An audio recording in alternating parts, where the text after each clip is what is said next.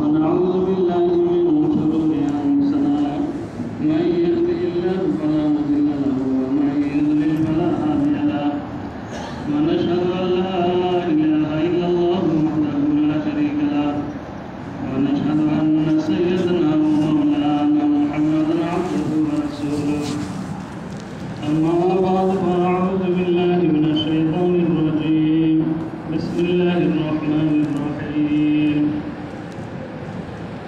إن الذين قالوا ربنا الله ثم استقاموا تتنزل عليهم الملائكة ألا تخافوا ولا تحزنوا وأبشروا بالجنة التي كنتم توعدون نحن أولياؤكم في الحياة الدنيا وفي الآخرة ولكم فيها ما تشتهي أنفسكم ولكم فيها ما تدعون نزلا من غفور رحيم ومن أحسن قولا ممن دعا إلى الله وعمل صالحا وقال إنني من المسلمين وقال رسول الله صلى الله عليه وسلم من رأى منكم منكرا فليغيره بيده فإن لم يستطع فبلسانه فإن لم يستطع فبقلبه وذلك أضعف الإيمان سبحانك لا علم لنا إلا ما علمتنا إنك أنت العليم الحكيم سبحانك لا فهم لنا إلا ما فهمتنا إنك أنت الجواد الكريم الحمد لله আল্লাহ তাআলা আমাদেরকে এমন এক ফিকির নিয়ে বসার তৌফিক দান করেছেন যে ফিকির আল্লাহ তাআলা সমস্ত নবীগণকে দেয়া করাইছেন যে ফিকিরের এত বড় দাম যারা দিনের জন্য অল্প সময় চিন্তা ফিকির করবে আল্লাহ তাআলা তাদেরকে 60 বছর নফল ইবাদত করার সওয়াব দান করবেন আর নিয়ত যদি ওসি হয় প্রশস্ত হয় পুরো আলমকে সামনে নিয়ে যারা চিন্তা ফিকির করবে পুরো আলমের মানুষকে হেদায়েত দিয়ে যে সওয়াব আল্লাহ তাআলা সেই সওয়াব দান করবে আর এই ফিকির ছিল সমস্ত নবীগণের ফিকির সমস্ত নবীগণ এই ফিকির করছেন সমস্ত মানুষ কিভাবে জান্নাতবাসী হতে পারে জাহান্নামের আগুন থেকে বাঁচতে পারে সমস্ত মানুষের সম্পর্ক কিভাবে আল্লাহ তাআলার সাথে হয়ে যায় এই জন্য সমস্ত নবীগণ ফিকির করছেন আর সমস্ত নবীগণ তাওহীদের দিকে একত্ববাদের দিকে দাওয়াত দিয়েছেন আল্লাহর সাথে মানুষের সম্পর্ক করাইছে সমস্ত মানুষের সম্পর্ক যাতে আল্লাহর সাথে হয়ে যায় মানুষ যাতে আল্লাহ তাআলাকে চিনতে পারে আল্লাহ তাআলা নিজে বলেন আমি গুপ্ত ছিলাম আমাকে মানুষ চিনত না যাতে আমাকে মানুষ জানতে পারে চিনতে পারে এই জন্যই আমি বনি আদমকে সৃষ্টি করেছি এই জন্যই আল্লাহ তাআলা নবীগণের সিলসিলা জারি করেছেন যাতে মানুষ এরকম চিনতে পারে কারণ চিনতে পারলে না মানতে পারবে এবার চিনতে যদি না পারে তো মানতে পারবে না একটা মানুষের ব্যাপারে যখন জানবে তখন তাকে মানতে পারবে তখন তার সামনে আসবে মনে করেন গাড়ি দিয়ে অনেক লোক যাইতেছে এই নিয়ে অনেক লোক যাইতেছে কিছু লোক আছে আয়সা বলতেছেন ভাই সিটটা সাইডা দেন তো সিট সারার জন্য কোনো লোক দেন না যদি বলা হয় ডিসি সারার জন্য সিটটা সাইডা দেন তো কি বলেন এখন সবাই তো হবে না যে তো ডিসি সাহেবের ক্ষমতা ওনার ব্যাপারে জানতে পারছেন এখন সবাই চাইবেন ডিসি সাহেব আমার সিটটা নিতে বলে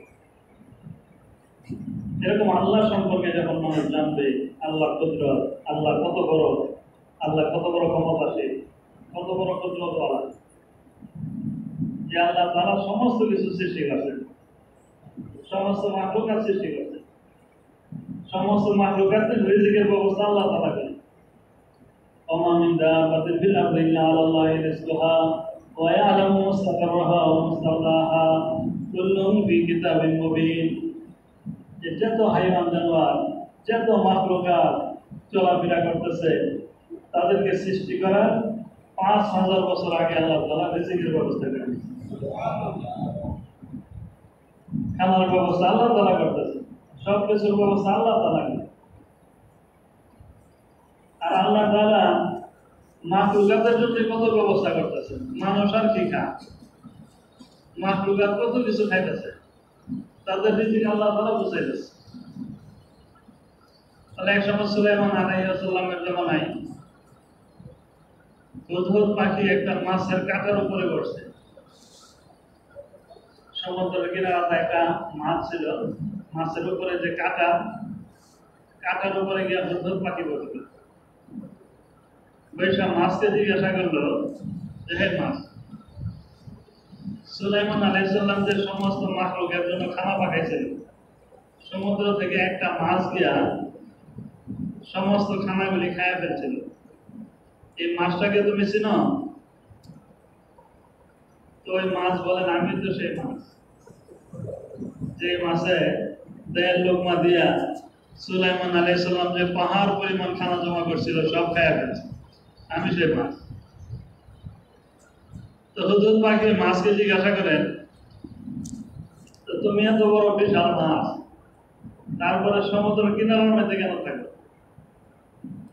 তো ওই মাছে বলেন, যেহেতু এই সমুদ্রের ভিতরে আমার চেয়ে বড় বড় মাছ আছে, আর মাছের নিয়ম হলো এক মাছে আরেক মাছকে গিলা ফেলে, বড় মাছে ছোট মাছকে গিলা ফেলে। আমি এই ভয়ে সমুদ্র কিনারার মধ্যে থাকি যাতে বড় মাছ আমাকে গিল্লা না ফেলে। তো দেখেন সুলাইমান আলাইহিস সালামের এত খানা ওই মাছে খায় ফেলছিল, এটাও ছোট মাছ। ওই মাছের রিজিকের ব্যবস্থা আল্লাহ তাআলা করেন। আর বিশাল বিশাল যে সমুদ্রের মধ্যে মাছ আছে তাদের খানার ব্যবস্থা আল্লাহ তাআলা করেন। আরো কত মাখলুকাত আছে, তাদের রিজিকের ব্যবস্থা আল্লাহ তাআলাই করেন। একসময় মুসা আলাইহিস সালাম আল্লাহ তাআলাকে জিজ্ঞাসা করছিলেন যে আল্লাহ, সমস্ত মাখলুক যদি তোমার নাফরমানি করে তুমি কি করবা? আল্লাহ তাআলা বলেন, যদি নাফরমানি করে আমি একটা জানোয়ারকে বলবো, জানোয়ারকে হুকুম করব, ওই জানোয়ারে 1 লোকমা দিয়া সমস্ত কিছুকে গিলা ফেলবে, এমনকি সমস্ত আসমান জমিন গিলা ফেলবে। তো মুসা আলাইহিস সালাম জিজ্ঞাসা করেন যে আল্লাহ, এই জানোয়ারটা কোন জায়গার মধ্যে আছে? আল্লাহ তাআলা বলেন, এটা আমার ইলমের মধ্যে আছে। আমি যে কোনো চারাগাছ, যে কোনো মাঠের মধ্যে রাখছি, ওই মাঠের মধ্যে বিচরণ করতেছে। এরকম অনেক জানোয়ার আছে মাঠের মধ্যে বিচরণ করতেছে। এক জানোয়ারে সমস্ত আসমান জমিন গিলতে পারবে। আল্লাহ তাআলার ইলমে কত কিছু আছে। তাদের রিজিকের ব্যবস্থা আল্লাহ তাআলাই করতেছে। আজকে মানুষ হয়রান হয়ে যায়, পেরেশান হয়ে যায়, আরে কোথায় থেকে খাইবো, কি খাইবো, যত রকমের পেরেশানি, যত চেষ্টা শুধু পেটটার জন্য। এই পেটের ব্যবস্থা তো আল্লাহ তাআলা সৃষ্টি করার আগে করে নিছে। ওই মিনশাইইন ইল্লা ইনদানা খাজাইনু, সমস্ত কিছুর খাজানা আল্লাহ তাআলা। ওয়ালিল্লাহি মাফাতিহু গায়বিস সামাওয়াতি ওয়াল আরদ, সমস্ত আসমান জমিনের গায়বী খাজানা আল্লাহ তাআলা। একসময় সুলাইমান আলাইহিস সালাম সমুদ্রের কিনারা দিয়ে যাইতেছিলেন। তো দেখে একটা ব্যাঙের উপর একটা পিপিলিকা, পিপিলিকার মুখের মধ্যে সবুজ রঙের পাতা। তো ব্যাঙটা সমুদ্রের ভিতরে গেল, ডুব দিয়ে নিচে চলে গেল, একটু পরে আসলো। সুলাইমান আলাইহিস সালাম জিজ্ঞাসা করলেন, তোমরা কোথায় গেছিলে? আর আগে যে সবুজ রঙের পাতা দেখছিলাম, এখন পাতা কোথায়? তো ব্যাঙ বলেন, ওই সমুদ্রের নিচে একটা পাথর আছে, পাথরের ভিতরে একটা কীড়া আছে। এই কীড়া রিজিক পৌঁছাইবার জন্য আল্লাহ তাআলা আমাদেরকে নিযুক্ত করেছে। আমরা ওই সবুজ রঙের পাতা নিয়ে ওই কীড়ার মুখের মধ্যে পৌঁছাইতেছি। তো দেখেন পাথরের ভিতরে যে কীড়া, এই কিরা রিজিকও আল্লাহ তাআলা পৌঁছাইতেছে। অন্ধ সাপের জন্য আল্লাহ তাআলা খামার ব্যবস্থা, পাখির মাধ্যমে খামার ব্যবস্থা করছে। যে দৃশ্য দেখা প্রতি ডাকাত পর্যন্ত কি হয়ে গেছে, ভালো হয়ে গেছে, নেককার হয়ে গেছে। রিজিকের ব্যবস্থা আল্লাহ তাআলা করে। আর রিজক মাকসুম, তাহলে রিজিক তো বন্টন হয়ে গেছে। আজকে আমরা রিজিকের জন্য যত হয়রান পেরেশান হই, যত চেষ্টা করি, আমার রিজিক যে পরিমাণ নির্ধারিত হয়েছে এই পরিমাণই আমি পাই না। যেরকম একটা দামের ভিতরে পানি, কারণ ছিদ্র যদি ছোট থাকে তো পানি আস্তে আস্তে পড়বে। আর যদি কোনো ব্যক্তি খুব চেষ্টা করে ছিদ্রটাকে বড় করে দেয়, তো দামের ভিতরে যে পরিমাণ পানি এই পরিমাণে পড়বে, কিন্তু একটু জলদি করে দেয়। আজকে দুনিয়ার জন্য যারা বেশি হয়রান পেরেশান, বেশি চেষ্টা করবে, দেখবেন হঠাৎ করে চলে গেছে। দুনিয়া দুনিয়া জায়গার মধ্যে ফেরা থাকে। আমার তকদিরে যা আছে এটাই ভোগ করতে পারে। কত লোক আছে বড় বিল্ডিং বানাইছে, বিল্ডিং এর কাজ শেষ করে আর বিল্ডিং এ যাইতে পারবে না, মত হয়ে গেছে। এই বিল্ডিং এর মধ্যে আর ঘুমাইতে পারবে না। কত চেষ্টা করে একটা কিছু গুছাইছে, এরপরে শেষ, টাকায় চলে গেছে। এরকম শান্ত কত বড় জান্নাত বানাইছিল, মনে করছে আল্লাহর জান্নাতের মধ্যে যাইবো না, আমি নিজেই জান্নাত বানাইছি। জান্নাত বানাইলো, জান্নাতের ভিতরে সুন্দরী মহিলাদেরকে জমা করলো, কত ফল ফুল জমা করলো, কিন্তু তার জান্নাতের দরজার মধ্যে এক পাও রাইখা দ্বিতীয় পাওয়া রাখতে পারবে। আল্লাহ তাআলা আজরাইল আলাইহিস সালামকে পাঠাইছেন, এখান থেকে নিয়ে চলে গেছে। এই জন্য আল্লাহ তাআলা দুনিয়াতে আমাদেরকে অল্প সময়ের জন্য প্রেরণ করছে। এই দুনিয়া থাকার জায়গা। আল্লাহ রাসূল বলেন, আমার উম্মতি বাইনা সিদ্দিন আও সাবিনা সানা, আমার উম্মতের হায়াত মাত্র 60-70 বছর। 60-70 বছরের ভিতরে চলে যাবে, কোনো লোক দুনিয়াতে থাকতে পারে। এই জন্য হাদিসে বলছে, আল কাইয়িসু মান দানা নাফসাহু ওয়া আমিলা লিমা বাদাল। জ্ঞানী বুদ্ধিমান ব্যক্তি যে নিজেকে নিজে চিনে, নিজেকে কন্ট্রোল করে, পরকালের জন্য তৈরি করে, সে হলো জ্ঞানী। এই জন্য আমার সামনে সবসময় পরকালকে রাখা। আমার এই দুনিয়া, এই জন্ম, টাকা পয়সা, আমার এরকম ভাবে কিছু আমার সামনে লাগে। আজকাল যার জন্য এই দুনিয়া দুনিয়া দিনে রাত্রে দুনিয়ার জন্য পাগল, আমার সাথে হবে, আমার সাথে হবে আমার। এই জন্য দুনিয়াতে ইমান আমলকে বানাবার জন্য, মান আমিলা সালিহান মিন যাকারিন আও উনসা ওয়া হুয়া মুমিনুন ফালানুহইয়ান্নাহু হায়াতান তাইয়্যিবা। পুরুষ এবং মহিলাদের ভিতরে যারা নিজের ইমান আমলকে সুন্দর করবে তারা মুমিন, আর আল্লাহ তাআলা তাদেরকে পবিত্র জিন্দেগি দান করবে। তাদের জন্য দুনিয়াতে শান্তি, পরকালে শান্তি। আল্লাহ তাআলা ইমান আমলই দেখবে। দুনিয়ার লাইনে কারা কি জমা করছে এগুলি আল্লাহ তাআলা দেখবে। ইন্নাল্লাহা লা ইয়ানজুরু ইলা সাওয়ালিকুম ওয়া আমালিকুম ওয়ালাকিন ইয়ানজুরু ইলা কুলুবিকুম ওয়া আমালিকুম। আল্লাহ তাআলা মানুষের জন্ম, টাকা পয়সা সেদিকে লক্ষ্য করবেন।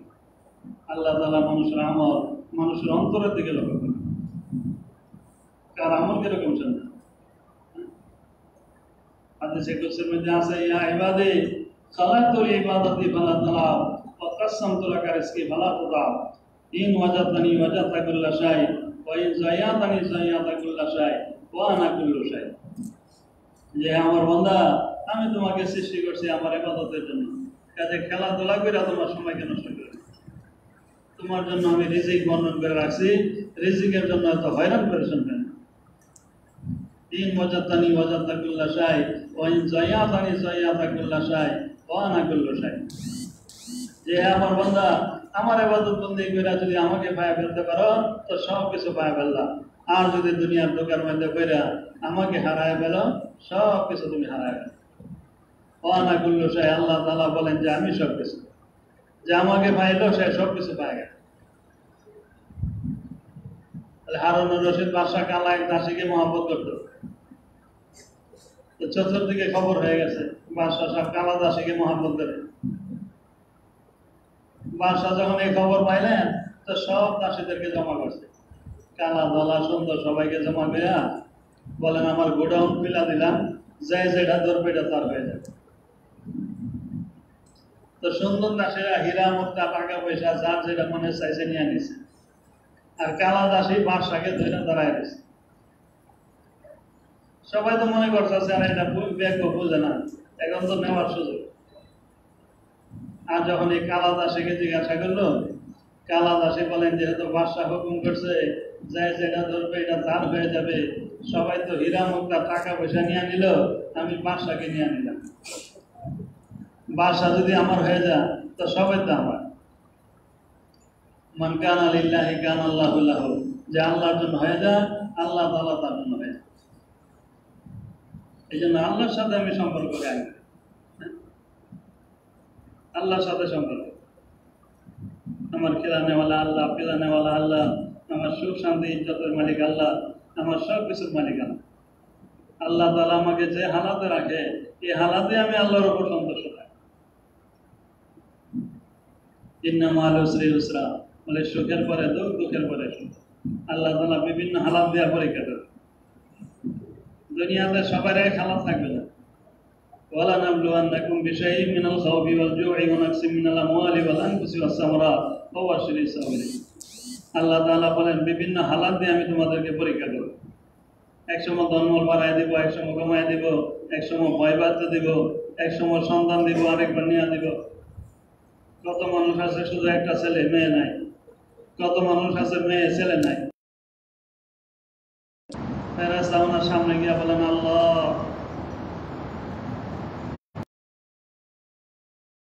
মহব্বতের সুরে বেহুশ হয়ে গেছে। আরেকবার হুশ আসার পরে আরেকবার আল্লাহর নামটা শুনে, এখন কি দিবে?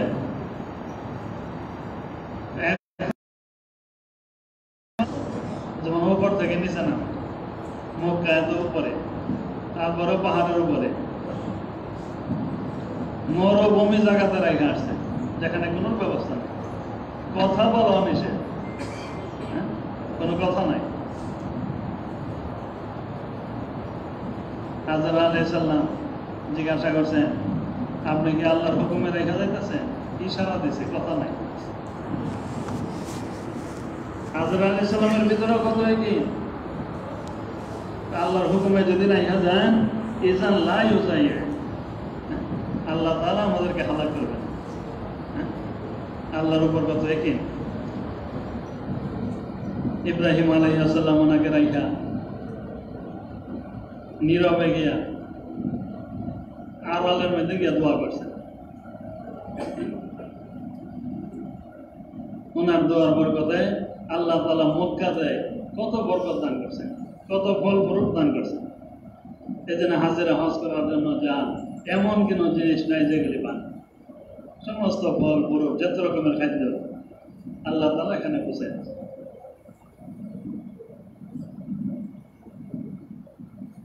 রাইখা লম্বা সময়ের জন্য চলে গেছে,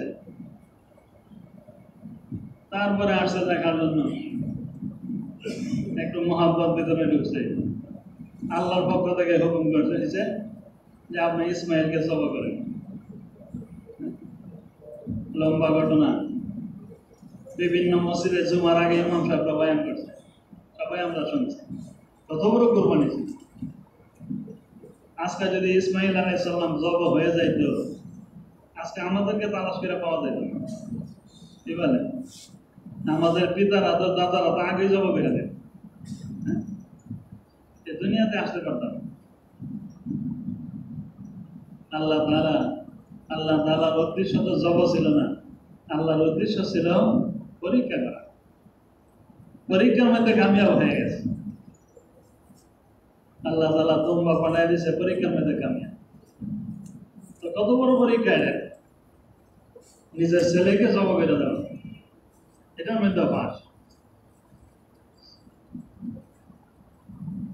আল্লাহ তাআলা ইব্রাহিম আলাইহিস সালামকে আরো অনেক পরীক্ষা করছে, অনেক কুরবানি আল্লাহ তাআলা নিয়েছে। সমস্ত কুরবানির মধ্যে ভাস ওনাকে দিয়ে আল্লাহ তাআলা বাইতুল্লাহ নির্মাণ করাইছেন, যে বাইতুল্লাহতে সবাই আমরা যাইতেছি আলহামদুলিল্লাহ, হাজিরা হজ করার জন্য যাইতেছি। এই জন্য এত কুরবানি করছেন, ওনার কুরবানি আল্লাহ তাআলা কবুল করছেন, ওনার দোয়া আল্লাহ তাআলা কবুল করছেন। এই জন্য যত বড় বড় নবী আসছে ওনার নসল থেকে আসছে। এই জন্য বড় বড় নবী মুসা আলাইহিস সালাম, দাউদ আলাইহিস সালাম, ঈসা আলাইহিস সালাম, আল্লাহর রাসূল বলে ওনার নসল থেকে। তো বড় বড় নবী আল্লাহ তাআলা ওনার নসল থেকে দান করছে। এমনকি হাজার হাজার নবী আল্লাহ তাআলা দান করছে, অসংখ্য নবী দান করছে ওনার নসল থেকে, যেহেতু উনি কুরবানি করছে। আল্লাহ তাআলা কুরবানি নিছেন এবং বড় বড় কিতাব ওনার নসল থেকে। আসমানি যে 4টা কিতাব, মেন কিতাবগুলি তাওরাত, জবর, ইনজিল, কোরআন, বলে ওনার নসলের যে নবী, ওই নবীদেরকে আল্লাহ তাআলা বড় বড় 4টা কিতাব দান করেছে, যেহেতু কুরবানি নিছে। ওনার ছেলে ইসমাইল আলাইহিস সালাম, আর ইসমাইল আলাইহিস সালামের নসল থেকেই মুহাম্মদুর রাসূলুল্লাহ সাল্লাল্লাহু আলাইহি ওয়াসাল্লাম। আর আল্লাহ তাআলা কোরআন দান করেছেন, আল্লাহ তাআলা আমাদেরকে দান করেছেন ওই নসল থেকে। যেহেতু আল্লাহ তাআলা কুরবানি নিয়েছেন, উনি দাওয়াতের কাজকে কাজ বানায় করছেন, কুরবানি নিয়েছেন। এরকম দিনের খাতিরে যখন কুরবানি চলতে থাকবে, আল্লাহ তাআলা তাকেও কবুল করবে, তার নসলকে আল্লাহ তাআলা কবুল করবে। এরকম সাহাবায়ে কেরাম দিনের খাতিরে কুরবানি করছেন, সাহাবায়ে কেরামের দাওয়াতের কাজকে কাজ বানাইছেন। ওনারা দুনিয়া জমাইবার ফিকির করেন নাই। ওনারা মুসলমান হওয়ার পরে বুঝতে পারছেন যে দাওয়াতের কাজ হলো আমার জিম্মাদারি। আবু বকর সিদ্দিক রাদিয়াল্লাহু তাআলা আমাকে বুঝাইয়া দিতে হয় না, আল্লাহ রাসূল বুঝাইয়া দেন নাই যে আপনি মুসলমান হয়েছেন, এখন আপনার দাওয়াতের কাজ করেন। না, মুসলমান হওয়ার পরে বুঝতে পারতেন যে দাওয়াতের কাজ আমার জিম্মাদারি, আমার দায়িত্ব। এই জন্য বছরই দাওয়াত দেওয়া শুরু করছে। ওমর রাদিয়াল্লাহু তাআলা আমাকে বুঝাইয়া দিতে হয় না যে দাওয়াতের কাজ করো, বরঞ্চ মুসলমান হওয়ার পরে বড় বড় কাফেরের মজলিসের মধ্যে গিয়া উনি একা দাওয়াত দেওয়া শুরু করতেন। আর চতুর্দিক থেকে ওনার উপর মায়ের আসে, একা উনি কি করবে, চতুর্দিক থেকে মায়ের। তো এই মজলিসের যে বড় নেতা, এই নেতার 2 চোখের মধ্যে আঙ্গুল ঢুকিয়ে দিত যে আমাকে যদি মারো তো তোমাদের নেতা শেষ করে দেবে। নেতা বাসাইতে গিয়ে ওনাকে ছেড়া দেবে। তিনি ওই মজলিস থেকে ছুটে আরেক মজলিসের মধ্যে যেতেন, গিয়ে এইভাবে দাওয়াত দিতেন। আর চতুর্দিক থেকে মায়ের আসতো, আর উনি নেতার চোখের মধ্যে আঙ্গুল ঢুকাই দিয়া তারপরে উনি এসে এত বড় বাহাদুর যে উমরের নাম শুনলে শয়তান পর্যন্ত ভয় পায়। বলে উনিও দিনের খাতিরে কষ্ট করতে, ওনার উপরও মায়ের আসছে। সাহাবায়ে কেরাম, ছোট বড়, পুরুষ মহিলা, সবাই দাওয়াতের কাজে ওনারা সময় লাগায়, সবাই ইমানি মেহনত করছে। এই জন্য বিভিন্ন দেশে মুসলমান হয়েছে, বলে এই সাহাবায়ে কেরামেরই কুরবানি, সাহাবাদের কুরবানি। এই জন্য চীনে মুসলমান, চীনে সাহাবায়ে কেরাম গেছেন, গিয়া ওনারা মশওয়ারা করছে যে আমরা প্রথম হিকমতে দাওয়াতের কাজ করব, 4 জনের 4 জায়গাতে আমরা দোকান দেব, একটু ব্যবসাও করব, মানুষ আমাদের দিকে ফিরবে, আসবে, তাদেরকে হিকমতে দাওয়াত দেব। ব্যবসার মধ্যে আমরা এত লাভ করব না, মানুষকে বাকি দেব, মানুষকে সুযোগ দেব। এভাবে যখন ব্যবসা শুরু করে দিল, অল্প দিনের ভিতরে এই 4 দোকানের মধ্যে অন্যান্য ব্যবসায়ীদের ব্যবসা বন্ধ হয়ে যেতেছে। ব্যবসায়ীরা মিল্লা চীনের বাদশাকে জানাইছে যে বাদশা সাহেব, এই লোকের কারণে, এই বিদেশি লোকদের কারণে আমাদের ব্যবসা বন্ধ হয়ে যাইতেছে। আপনার তাদেরকে দেশ থেকে তাদের দেশে পাঠায় দেন। বাদশা সাহেব তাদেরকে নাইকে বলেন আপনারা আপনাদের দেশে চলে যান। ওনারা বলেন ঠিক আছে, আপনার ফাইসালা হলে আমরা দেশে চলে যাব। তো ব্যবসায়ী যারা, ওনারা যখন নিয়োগ করছে চলে যাবে, সব প্রজারা মিল্লা বাদশাকে জানাইছে বাদশা সাহেব তারা যদি চলে যায় আমরা চলে যাব, তাদের সাথে আমরা চলে যাব, আপনার এই দেশে আমরাও থাকবো না। তখন চীনের বাদশা বলে যে না ঠিক আছে, তারা যাওয়ার দরকার নাই, তারা এই দেশের মধ্যে থাকবে, তবু তোমরা যাও না। প্রজারা চলে গেলে বাদশাহী করবে কোথায়? এই সাহাবাই গ্রাম ওই চীনে থেকে ওনারা মেহনত করছে। আজকে আলহামদুলিল্লাহ এই জন্য চীনের মধ্যে লক্ষ লক্ষ মুসলমান, এত বড় দেশ, ওই সাহাবাদের করবেন। তাহলে এখনো সাহাবাই গ্রামের কবর ওই চীনের মধ্যে আছে। এই জন্য ইন্দোনেশিয়া মুসলমান, তাহলে সাহাবাই গ্রামের করবেন। ইন্দোনেশিয়াতে সাহাবাই গ্রামের জমাত গেছে, এক নজওয়ান ছিল, যুবক ছিল সাথে, গিয়া দেখে এক বৃদ্ধ মহিলা কাঁদতেছে। তো গিয়া জিজ্ঞাসা করলো কি ব্যাপার, কেন কাঁদতেছেন? তো বৃদ্ধ মহিলা বলেন এই দেশের মধ্যে একটা প্রথা আছে, একটা রসুম আছে, প্রতি বছর একটা যুবতী মেয়েকে সাজায়া সমুদ্রের কিনারার মধ্যে বলি দিতে হয়। আজকে রাত্রে আমার নাতিকে নিয়ে যাবে, আমার নাতিকে সাজায় রাখতে হবে, সরকারি লোক গাড়ি নিয়ে আসবে, আয়সা ওই আমার নাতিকে নিয়ে যাবে, বলে দেবে। এই জন্য কাঁদতেছে। তো সাহাবাই গ্রামের ভিতরে যিনি যুবক ছিলেন বলেন ঠিক আছে, আপনার নাতিকে দিতে হবে না, এই জন্য ওনাকে আপনার নাতির পোশাক পরাই দেবে, সরকারি লোক আসলে ওনাকে গাড়ি ধরে দেবে। তো ওই বৃদ্ধ মহিলার নাতির পোশাক ওই যুবককে পরায়া এভাবে সাজায় রেখে দিচ্ছে। সরকারি লোক আসছে গাড়ি নিয়ে, আসে পরে ওনাকে উঠাই দিচ্ছে। সমুদ্রের কিনারার মধ্যে নিয়ে সমুদ্রের কিনারা রাইখা সরকারি লোক গাড়ি নিয়ে আসা করছে।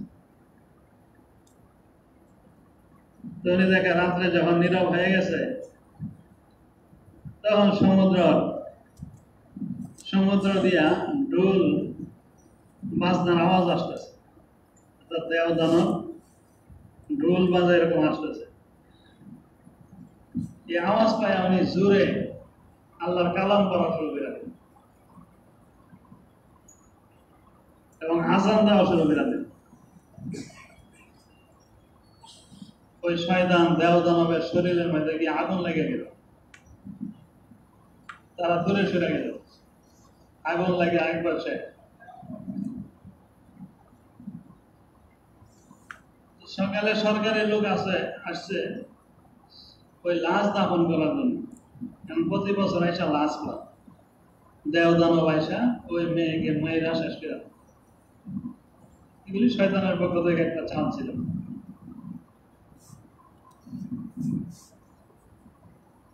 তো সরকারি লোক আইসা দেখে এখানে কোনো লাশ নাই, আর সমুদ্র কিনারা দিয়ে আমি ঘুরতেছে আর কি পড়তেছে। ওনাকে আইসা বললো কি বাবা, আপনাকে মারে নাই, আপনাদের জীবিত দেখা যায়। তো উনি বলেন আমার ভিতরে এমন জিনিস আছে, এই জিনিস যার ভিতরে থাকবে দুনিয়ার কোন শক্তি তার কোনো ক্ষতি করতে পারবে। আল্লাহর কালাম কইরা শোনায় দিল। তখন সরকারি লোক বলে আপনার গাড়ির মধ্যে ওঠেন, আমাদের বাসার কাছে চলে, বাসার কাছে নিয়ে গেল। বাদশার কাছে গিয়ে বলেন, বাদশা সাহেব, আপনার দেশের মধ্যে যে একটা কুপ্রথা ছিল, আজ থেকে নিয়ে এই প্রথা দূর হয়ে গেছে। বলি না দিলে দেশের মধ্যে ক্ষতি হইত। বাদশা বলেন, ঠিক আছে, আপনারা আমাদের দেশের মধ্যে 1 বছর থাকেন, 1 বছরের ভিতরে যদি এই দেশের মধ্যে কোনো ক্ষতি না হয়, তা আমরা সকলে কালমা পড়ে মুসলমান হয়ে যাব। তো সাহাবায়ে কেরাম 1 বছর ওই দেশের মধ্যে মেহনত করছেন। পরে ওই ইন্দোনেশিয়ার বাদশা এবং প্রজা যারা, তারা সকলে কালমা পড়ে মুসলমান হয়ে গেছে। আজকে ইন্দোনেশিয়া কত বড় রাষ্ট্র, প্রায় 18,000 দ্বীপ আছে। কোন কোন দ্বীপ এরকম মানে বাংলাদেশ থেকে বড়, কোন কোন দ্বীপ, আর 18,000 দ্বীপ। এখন বুঝেন কত বড়। আমরা এক সময় মালয়েশিয়া থেকে ইন্দোনেশিয়া ওই বাথাম দ্বীপে গেছি, ওই দ্বীপ থেকে আমরা সিঙ্গাপুর গেছি। এই জন্য বাথাম দ্বীপে আমরা ছিলাম। তো এই দ্বীপটার মধ্যে প্রায় 16 লক্ষ লোক আছে। 16 লক্ষ লোক আছে এই দ্বীপটার ভিতরে। এখন বুঝেন দ্বীপটা কত বড়। এখানে মার গাছ আছে, মাশাআল্লাহ, তবলিগের কত গাছ। আমরা প্রায় 1 মাসের মতন, 1 মাস থেকে সামান্য কম হবে, ওই জায়গাতে আমরা মেহনত করছি। জায়গায় জায়গায় মাশাআল্লাহ মুসলমান। আর ইন্দোনেশিয়া এটা মুসলিম কান্ট্রি, বিধর্মীয় অল্প আছে, বেশিরভাগ মুসলমান, মাশাআল্লাহ মুসলমান। আর মাশাআল্লাহ তবলিগকে কত মহব্বত করে। ইন্দোনেশিয়ায় একটা মাদ্রাসা আছে, এই মাদ্রাসার মধ্যে প্রায় 35,000 ছাত্র আছে। আমাদের বাংলাদেশের মধ্যে এমন মাদ্রাসা কয়টা আছে? 35,000 ছাত্র। ওই মাদ্রাসার ছাত্র উস্তাদরাও সার লাগানোর জন্য আসছে। প্রথম যে লকডাউন ছিল, ওই সময় কাকরাইলে আমরা একসাথে ছিলাম, ওই মাদ্রাসার ছাত্র। ওনারা বলেন, হুজুর, আমরা সব ছাত্র, হুজুর, আমরা সবাই নিজামুদ্দিনের সাথে মিলে কাজ করতেছি। তো অন্য অন্য দেশে অনেক আলেম আছে, এমন না যে বাংলাদেশে এখানে আলেম না, অন্য দেশে অনেক বড় বড় আলেম আছে, অনেক উলামায়ে কেরাম, অনেক বড় বড় মাদ্রাসা। আমরা অনেক মাদ্রাসা কাছে করছি, তাদের অনেক যোগ্যতা আছে আলহামদুলিল্লাহ। তাদের ভাষা মালাই, কিন্তু তারা আরবিতে সুন্দর বয়ান করতে পারে, আরবি বোঝায় সুন্দর।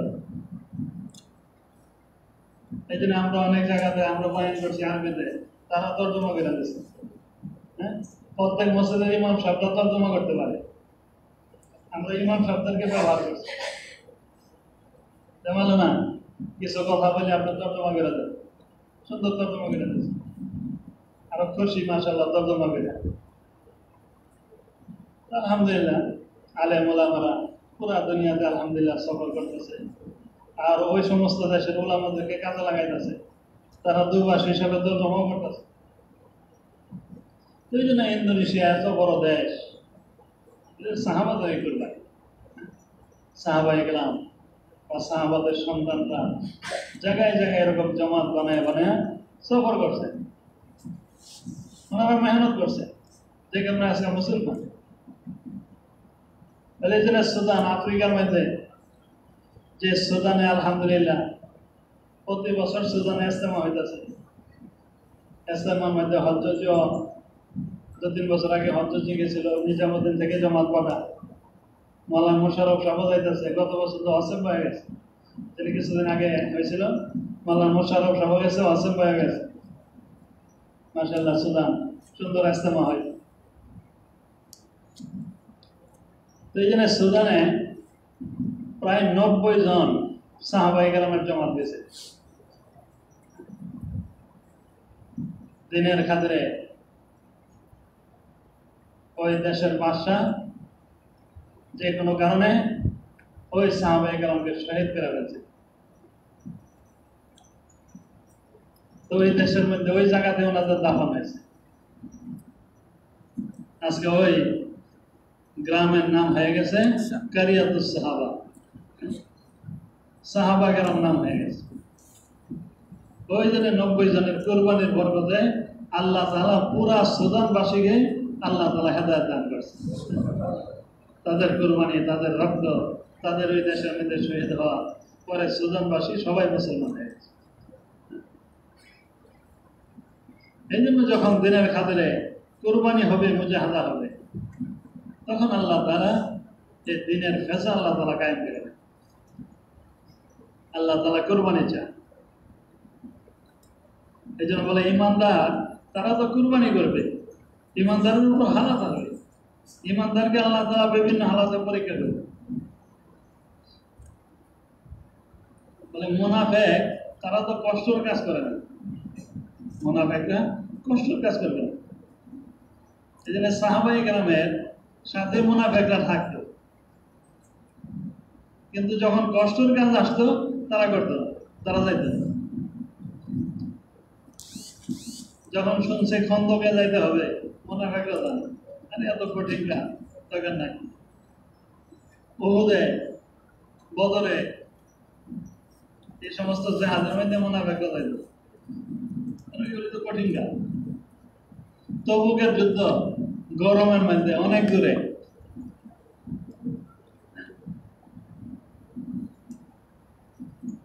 অনেক দূরের রাস্তা, অনেক গরম, মুনাফিকরা যাইতো না এবং মুসলমানদেরকে বলতো লা তাখরুজু ফিল হার। এই গরমের মধ্যে আল্লাহর রাস্তায় পারেনি, গরমের মধ্যে যায় না। আল্লাহ তাআলা বলেন কুল নারু জাহান্নাম আশাদ্দু হাররা, তাহলে জাহান্নামের আগুন আরো বেশি গরম। জাহান্নামের আগুন তো আরো বেশি গরম হবে। তো মুমিনরা সব কাজের মধ্যে আগে থাকবে, আগে বাড়বে। আল্লাহ তাআলা মুমিনদের উপর বিভিন্ন হালাত দিয়া আল্লাহ তাআলা মুমিনের ঈমানকে পাক্কা করাইছে। মুমিনের ঈমান আল্লাহ তাআলা পাক্কা করাইছে। দেখেন এক সময় সাহাবায়ে কেরাম সফর, খুব ভোকা, খুব খিদা, পেটের মধ্যে খুব খিদা, এক সময় গাদার গোশত খাওয়া জায়েজ ছিল। সাহাবায়ে কেরাম গাদার গোশত, গাদা জবাবের গোশত বানাইয়া প্লেটের মধ্যে নিয়ে বসছে, এখন শুধু খাইবে, মুখের মধ্যে দিবে। এমন সময় আল্লাহর পক্ষ থেকে হুকুম আসছে যে গাদার গোশত হারাম।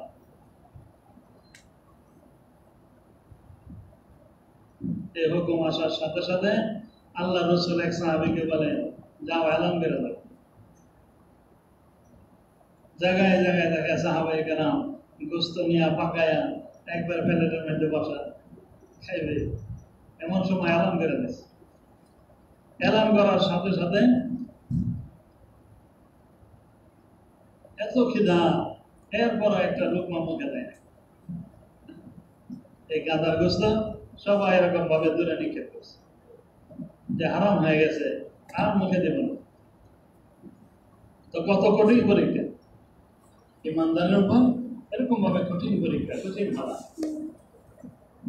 আল্লাহ তাআলা ইমানদারের ইমানকে আরো পাক্কা করাইবার জন্য এভাবে আল্লাহ তাআলা যাচাই করে। বলে আল্লাহ রাসূল মেরাজের মধ্যে গেছেন, অল্প সময়ের ভিতরে জান্নাত জাহান্নাম সব ঘুরে আসা করছেন। যখন আবু জাহেলকে জানাইছে, কাফেরদেরকে জানাইছে, তারা তো আশ্চর্য, এটা কি সম্ভব? কিছু দুর্বল ইমানদার তারাও এগুলি সম্ভব, কিন্তু যার ইমান পাক্কা সে খবর শোনার সাথে সাথে একদিন বেরোয়। যখন আবু বকর সিদ্দিক রাদিয়াল্লাহু তাআলা আনহুকে জানানো হয়েছে, উনি বলেন আল্লাহ রাসূল যদি পয়দা থাকে অবশ্যই সত্য, কোনো সন্দেহ নেই। তো যার পাক্কা ইয়াকিন, পাক্কা ঈমান, সে তো সাথে সাথে খবরকে বিশ্বাস করে, সাথে সাথে বিশ্বাস। এই জন্য ইমানদার সবসময় আল্লাহর পক্ষ থেকে যে হুকুম আসবে এই হুকুম পালন করার জন্য ইমানদার তৈরি আছে। যাদের ইমান দুর্বল, যাদের ভিতরে নেফাকি আছে, তাহলে তারা মানতে পারবে, তারা মানতে পারবে। বলে মুসলমান এক সময় বাইতুল মুকাদ্দাসের দিকে ফিরে নামাজ পড়তো।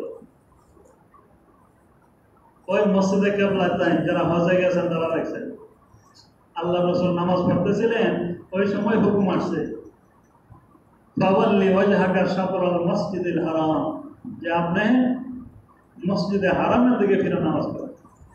বলে নামাজের মধ্যে সাহাবাদেরকে নিয়ে ঘুরা বাইতুল্লাহর দিকে ফিরে নামাজ পড়া শুরু করছে।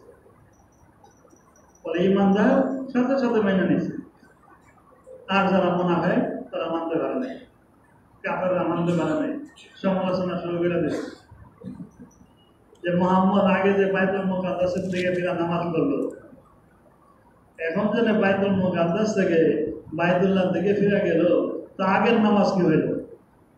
আগের নামাজ তো সব বাতিল হয়ে গেছে, সমালোচনা শুরু হয়ে গেছে। কিন্তু ইমানদার তারা তো বিশ্বাস করে নেই। এই জন্য ভাই ইমানদারের উপর বিভিন্ন হালাত আসবে, বিভিন্ন কঠিন আসবে, বিভিন্ন মুসিবত আসবে। ইমানদার সব সময় এরকম ভাবে জন্ম থাকে।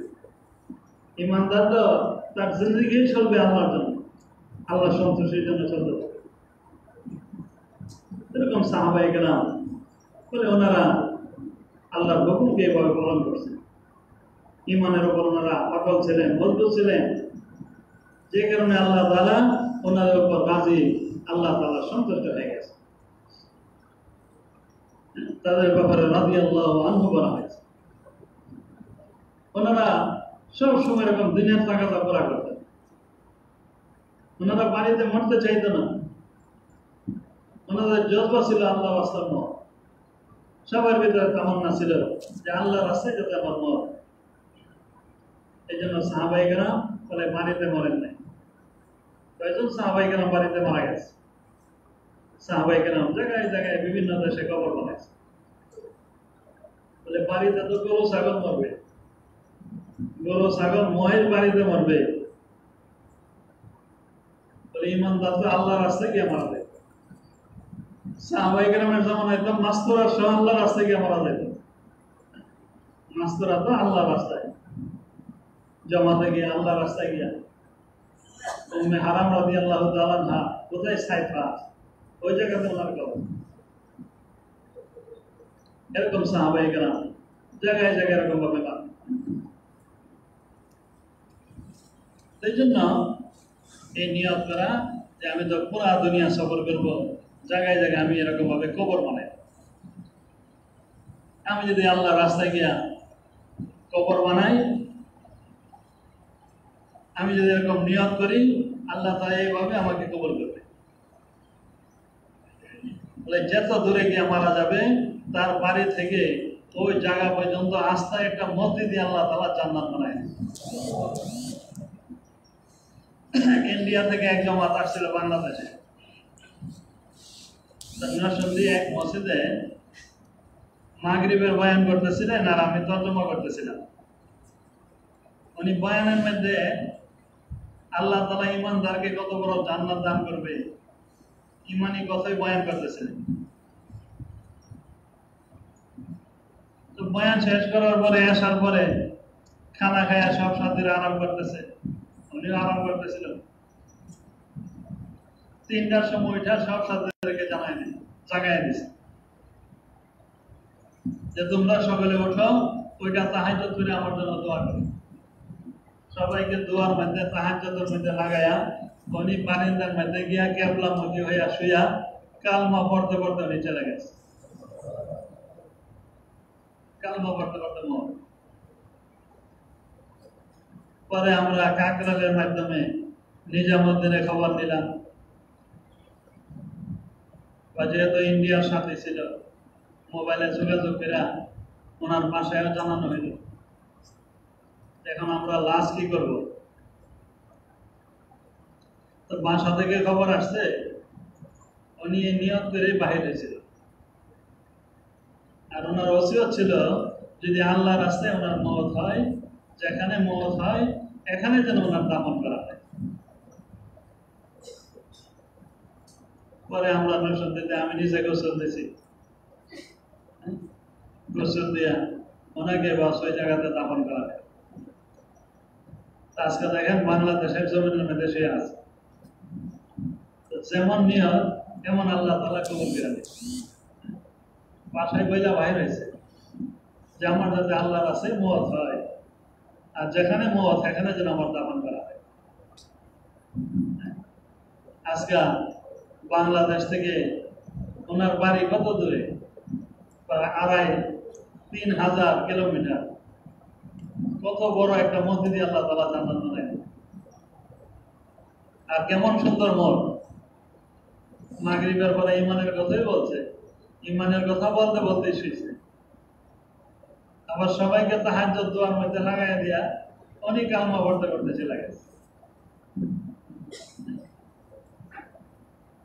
ইমানদারের মত এরকম। একসাথে জিকির করতে করতে শুয়ে গেছে, শুয়ে চলে গেছে। ইমানদারের মত এমন হবে। একসাথে সেজদার হালাতে চলে গেছে, দাওয়াতের মেহনত করতো, এশার নামাজ পড়লো, সুন্নত পড়লো, বেতের শেষ রাকাতে শেষ সেজদার মধ্যে সেজদা থেকে আর ওঠেন, লম্বা সময় চলে গেল। তো একসাথে হাত বুলাইলো, কি ব্যাপার উঠতেছে না কেন? শুয়ে পড়ছে, তো সেজদার হালাতে চলে গেছে। যারা দাওয়াতের মেহনত করবে, ইমানি মেহনত করবে, বলে ইমানের সাথে এরকম মত, ইমানের সাথে সে আল্লাহর সাথে গিয়ে সাক্ষাৎ করবে। এই জন্য সাহাবায়ে কেরাম ঘরে মরতে চাইছেন, আল্লাহ রাস্তায় গিয়ে গেল। এই জন্য ভাই আল্লাহ রাস্তা করো, এর চেয়ে উত্তম আর কোনো কাজ হতে পারে। তাহলে আল্লাহর নিকটবর্তী হওয়ার জন্য সবচেয়ে বড় মাধ্যম হলো আল্লাহর রাস্তা।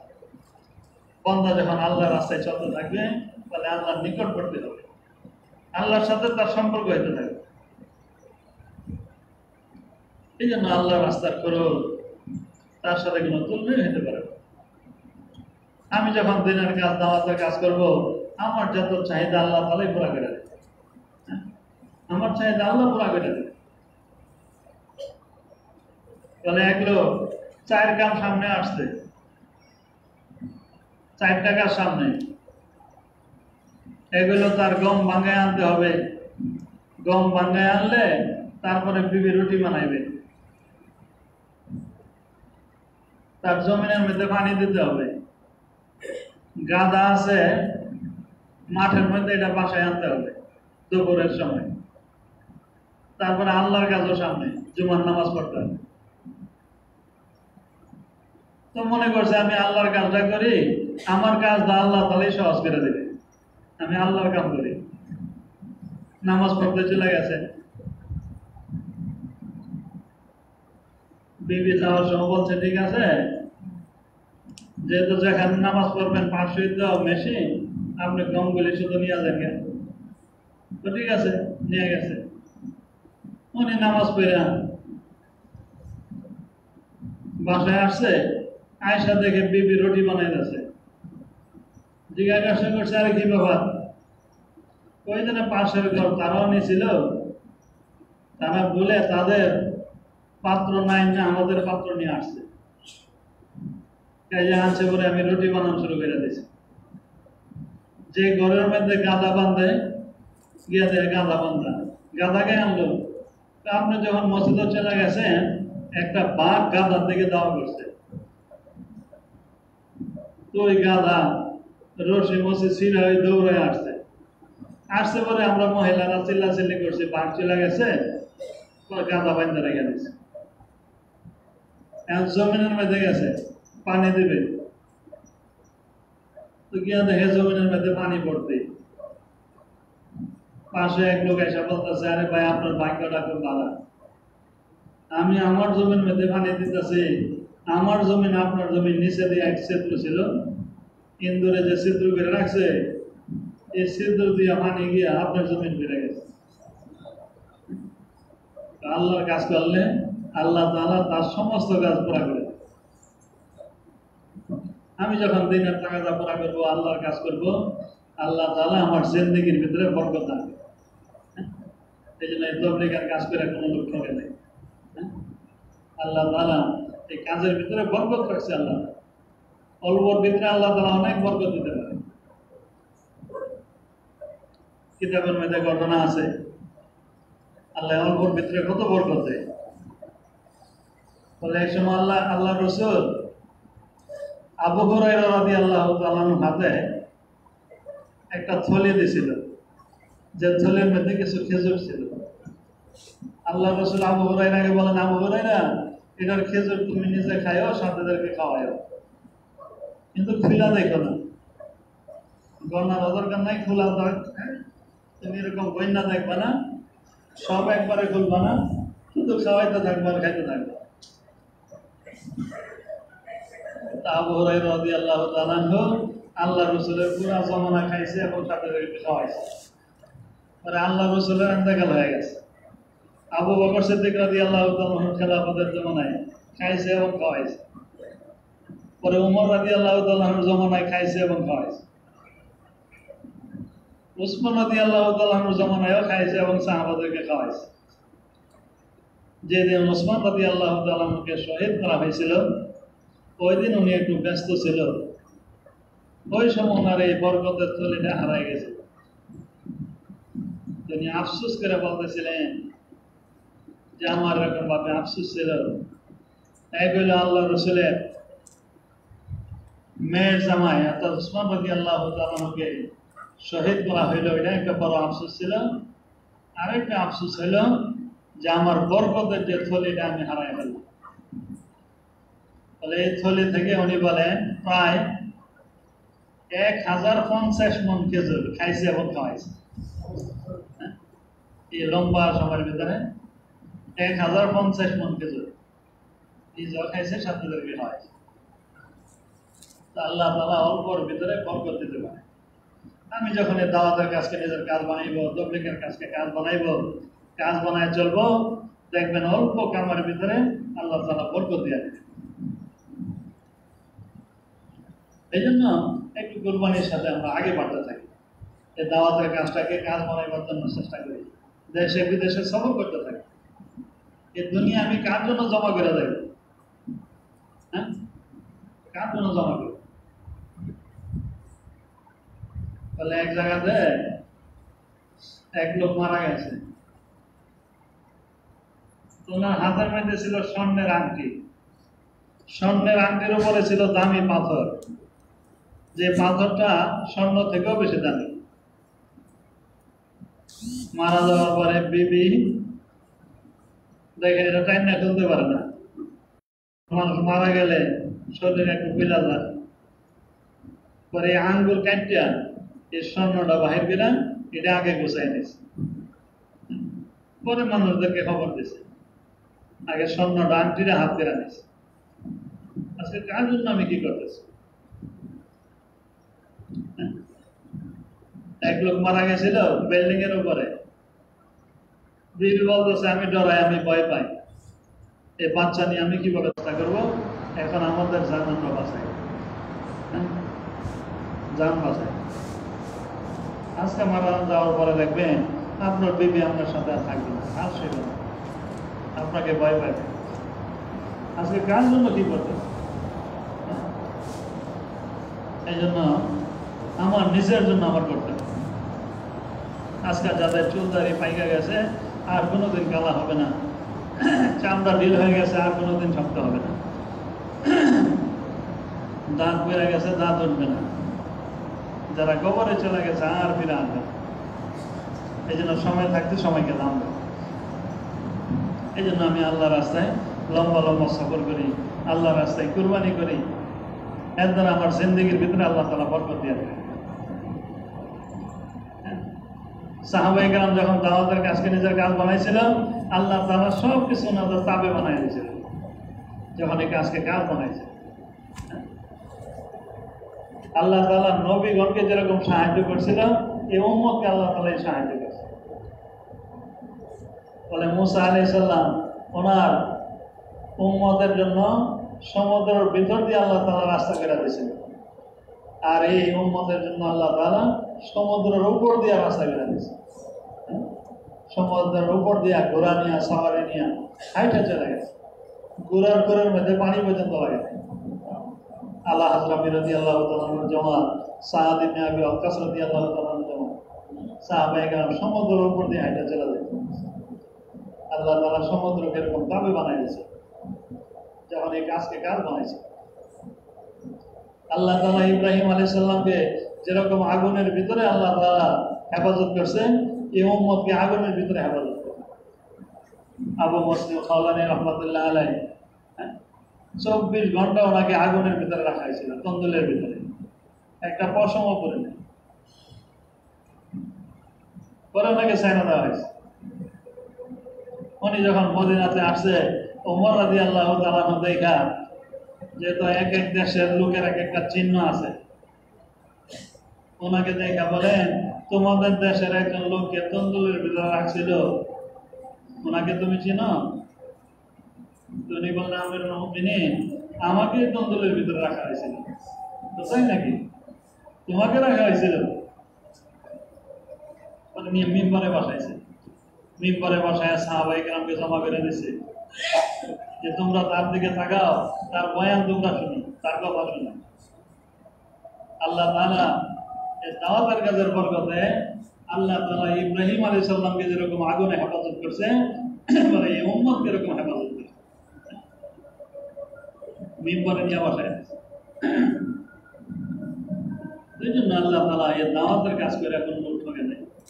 আল্লাহ তাআলা দুনিয়া আখিরাত সর্ব লাইনে আল্লাহ তাআলা দামি বানায়। এ তাবলীগ করে আমরা ঠকবো না, হুবহু সাহাবাদের মতন হবে। সাহাবায়ে কেরাম প্রথম অবস্থায় পেটের মধ্যে ভাদর বাঁধছে, গাছের পাতা খাইছে, গালের মধ্যে দাগ হয়ে যেত, গাছের পাতা খায়, বেহুশ হয়ে পড়ে যেত। কিন্তু যখন এই কাজকে কাজ বানাইছিল, আল্লাহ তাআলা দুনিয়াতেই আল্লাহ তাআলা দিয়ে দিয়েছে। দুনিয়াতেই দেখা গেছে কেসরা কাইসার বড় বড় বাসন নিয়ে আমাদের পায়ে নিয়ে চাইছে, যার ঘরে মাস কি মাস আগুন জ্বলতো না, কোন কোন সময় 80,000 দিরহাম দান করছে। আল্লাহ তাআলা দুনিয়াতে বদলা দিয়ে দিয়েছে। এই জন্য ভাই এত তবলীগের কাজ করে কোনো লোক করবে না। একটু কুরবানির সাথে প্রথমে একটু কুরবানি করি, মুজাহাদা করি, একটু কুরবানির সাথে সময় লাগাইতে থাকি, দেশে বিদেশে সফর করতে থাকি, কাজকে কাজ বানাই, দেখবেন আল্লাহ তাআলা দুনিয়াতে বরকত দিয়ে দেয়। এই জন্য কি বলেন, কুরবানির সাথে আগে বাড়ার নিয়ত আছে না সবার ইনশাআল্লাহ? ইনশাআল্লাহ তাআলা। এই জন্য যেহেতু আমি কয়েক সপ্তাহ আগে এখানে এসে গেছি, ওই সময় আপনারা সবাই নিয়ত করছিলেন যে ঈদের পরে আমরা আল্লাহর রাস্তায় চলে যাব। মাশাআল্লাহ, অনেকে রওনা করে দিতেছে, অনেকের হেদায়েতের কথা হয়েছে, রওনা শুরু হয়ে গেছে। এই জন্য আমরা এখানে যারা আছি, আল্লাহর রাস্তায় চলে যাব। আল্লাহর রাস্তায় যত সফর করতে থাকবো, এত আল্লাহ তাআলা বরকত এরকম ভাবে জাহির করে দেবে, আর যত হালাত আছে এরকম দূর হয়ে যাবে। এই জন্য আমরা দেশে বিদেশে সব জায়গায় আমরা সফর করি। আজকে পুরা দুনিয়াতে তাকালাম,